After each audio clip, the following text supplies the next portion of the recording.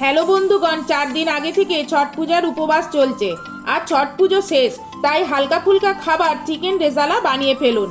প্রথমে পরিষ্কার করা চিকেনে দই, কাঁচা লঙ্কা, আদা রসুনের পেস্ট, সাহাজিরা গুঁড়ো, নুন দিয়ে মাখিয়ে ম্যারিনেট করুন।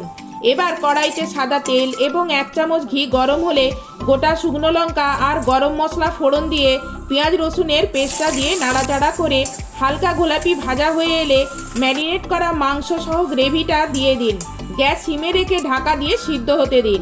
পরে ঢাকা উঠিয়ে দেখবেন দই থেকে প্রচুর জল বেরিয়েছে, এক্সট্রা কোনো জল দিতে হবে না।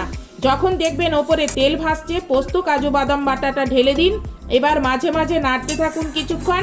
তারপর গরম মশলা, রোজ ওয়াটার আর কেওড়ার জল 1 চামচ করে দিয়ে ফুটিয়ে নামিয়ে পরিবেশন করুন চিকেন রেজালা।